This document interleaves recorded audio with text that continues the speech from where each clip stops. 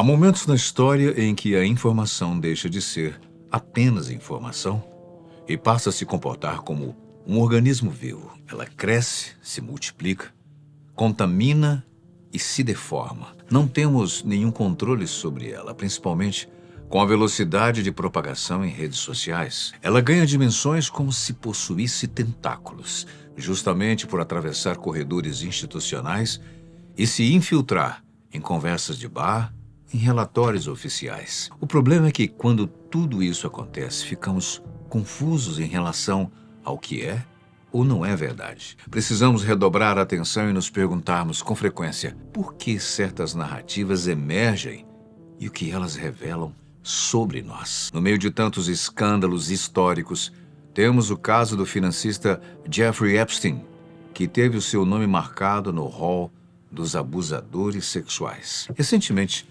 houve uma avalanche de documentos e arquivos vazados, relatórios fragmentados e milhões de páginas burocráticas associadas ao caso Epstein. E o que fica é a tentativa de compreensão de um fenômeno maior, a colisão entre poder, dinheiro, ciência, desejo, medo e imaginação coletiva. Quando se fala em Epstein, rapidamente a conversa declina para um subsolo moral onde tudo parece possível. Mas tudo mesmo parece enredo de um filme de terror. Haja criatividade para misturar histórias de ilhas privadas, um avião chamado Lolita Express, uma lista de nomes poderosos, depoimentos truncados, denúncias sem autoria clara e relatos que misturam abuso real com imagens quase ritualísticas de horror. Haja fôlego para absorver tudo isso, o que só um nome consegue evocar. Com certeza, a vida dele se parecia mais um filme de terror do que um processo judicial. Afinal, estava envolto em mutilações, sacrifícios e práticas que pareciam narrativas medievais de bruxaria. A fronteira entre uma investigação legítima e a imaginação coletiva é muito delicada e perigosa. O fato é que houve crimes e eles foram documentados, muito bem documentados. As vítimas são reais e o sofrimento também. Isso é inegável. Então, vamos começar pelo acontecimento que marcou o início de todo esse escândalo. Epstein foi encontrado morto em sua cela em 2019, enforcado. E muitos, até hoje, se perguntam se realmente foi suicídio ou algo mais. Além da famosa ilha privada que foi palco de tantas monstruosidades e do avião, recentemente descobriram casos relacionados a um iate que Epstein compartilhou com figuras como Bill Clinton e George Bush pai, dois ex-presidentes dos Estados Unidos. Houve inclusive uma denúncia bárbara que diz que ele foi usado para as piores maldades com um menininho e que depois do abuso ainda fizeram um ritual e arrancaram os pés do garoto. Maldade que não tem freio, não tem uma lógica natural. Quanto mais cutucar, mais vai feder, com certeza. Veio também a denúncia de um suposto sacrifício de um homem que teve o ventre cortado e os seus órgãos retirados. Um requinte de crueldade mencionava sobre arrancar membros e órgãos reprodutores. Ou seja, um verdadeiro filme de terror. Tudo aponta para rituais ocultistas. Tudo é muito confuso e caótico. Entre histórias que podem ser reais ou fabricadas, porque os relatórios sobre Epstein e suas ações foram feitos com denúncias sem identificação e anotações do FBI que nunca tiveram comprovação. Não sabemos se alguém ligou ou se compareceu pessoalmente para dar testemunho. Isso tudo é tão inacreditável quanto pensar num processo com 3 milhões de páginas. Isso inclui e-mails logísticos, memorandos internos, pedidos de compra, autorizações administrativas e comunicações triviais entre departamentos. Pensa só. 3 milhões de páginas, 2.000 vídeos, 180 mil imagens. Nesse processo, o risco de uma interpretação equivocada é imensa. É no caos que percebemos a necessidade de desacelerar. A resposta, quase sempre, é desconcertante pela sua simplicidade. O mais instigante é o contraste quase surreal entre duas faces de uma mesma pessoa, de uma mesma figura. De um lado, nós temos um homem associado a abusos, tráfico de influência, exploração, ocultismo. Do outro, temos o financiador de pesquisas científicas, um entusiasta de física teórica, o patrocinador de universidades, o anfitrião de encontros acadêmicos com alguns dos maiores cérebros do planeta. Enquanto institutos de pesquisa em matemática, inteligência artificial e sistemas complexos foram alimentados com recursos vindos do mesmo cofre que financiava jatinhos privados e ilhas exclusivas. Nisso tudo existe uma duplicidade que quase não se encaixa. Epstein parecia mesmo interessado e fascinado pela ciência. Ele se interessava por viagem no tempo, física fundamental e por modelos matemáticos capazes de prever mercados financeiros. Jeffrey Epstein organizou até mesmo eventos científicos em ilhas vizinhas à sua propriedade, que contavam com convidados ilustres, vencedores do Nobel. Até Stephen Hawking e Kip Thorne, físicos teóricos extremamente aclamados, já estiveram presentes. O mais brutal é pensar que o anfitrião desses encontros fantásticos tinha a vida privada marcada por práticas profundamente perturbadoras, monstruosas. A gente ainda tem a capacidade de se chocar, mas essa coexistência de luz e trevas não é nova na história. Na verdade, ela apenas assume novas formas. De tempos em tempos, desde que o homem existe, essa ação se repete. Parece que é uma válvula de escape. Os príncipes renascentistas patrocinavam os artistas enquanto comandavam guerras.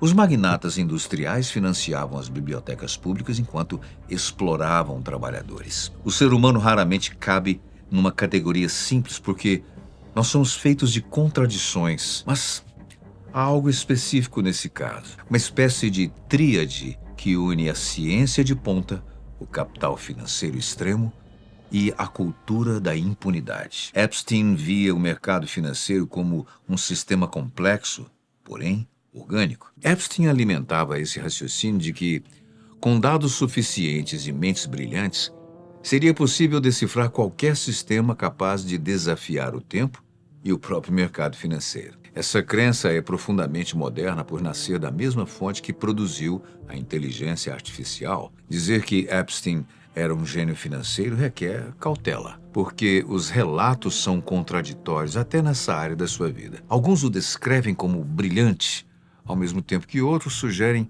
que a sua fortuna veio mais de conexões do que de genialidade, o que parece ser corroborado pela perversidade desvendada de suas práticas. Esse é um dos grandes recortes do poder contemporâneo, porque nem todo bilionário é um visionário, mas possui uma rede bastante influente. Esse parece ser justamente o caso de Jeffrey Epstein. Ele não estava isolado.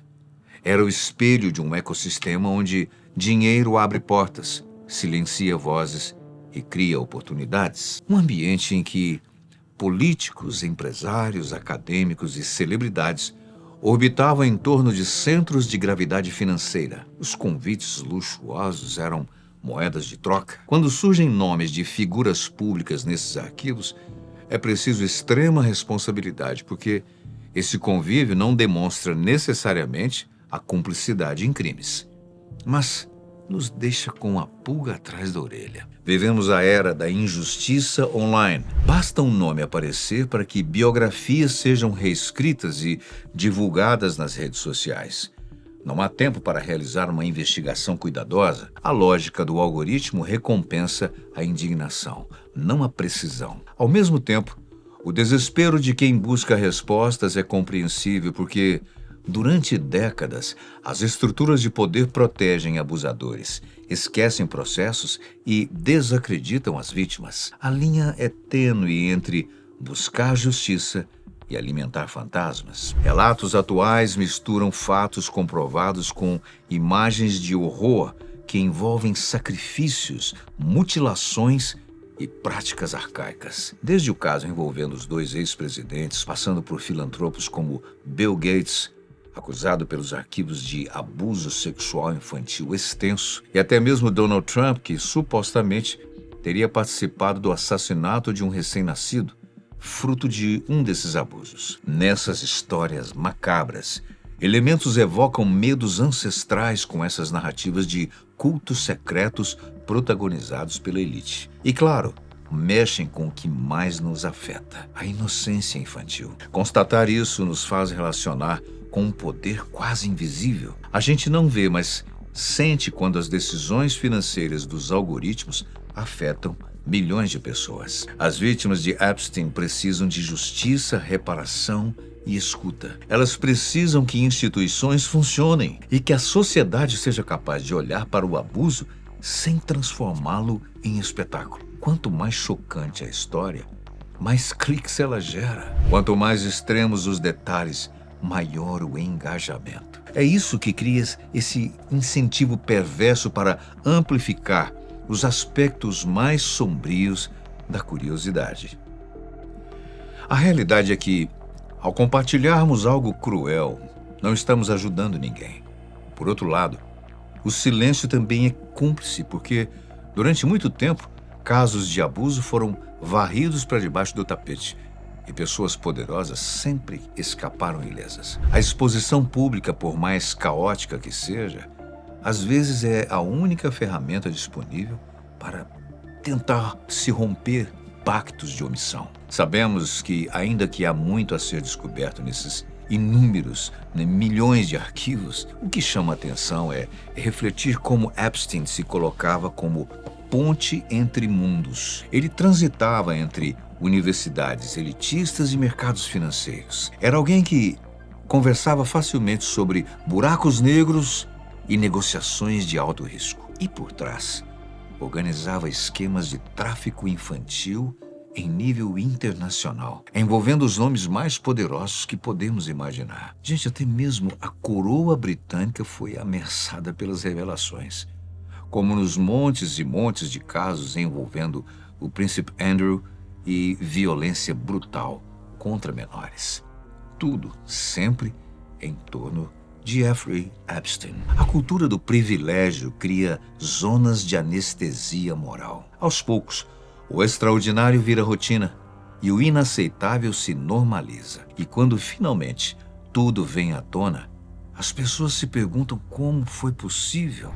O sistema não educa o olhar. Não sabemos se surgirão novas revelações capazes de mudar radicalmente o que nós já sabemos. Pode ser que sim, pode ser que não. Mas sabemos que, independentemente disso, o caso Epstein já deixou uma marca profunda na nossa imaginação coletiva. Ele se tornou um símbolo da concentração extrema de poder e da vulnerabilidade dos mais fracos. Um símbolo da ambiguidade moral de uma era que celebra a inovação enquanto tolera abusos arcaicos. Mais que um homem envolvido num escândalo, constatamos um retrato fragmentado do nosso tempo, onde a ciência é cortejada por dinheiro fácil e mercados financeiros tratados como jogos matemáticos, enquanto pessoas reais pagam o preço das crises. Impossível não ser atravessado por essas tensões. Sentimos raiva, perplexidade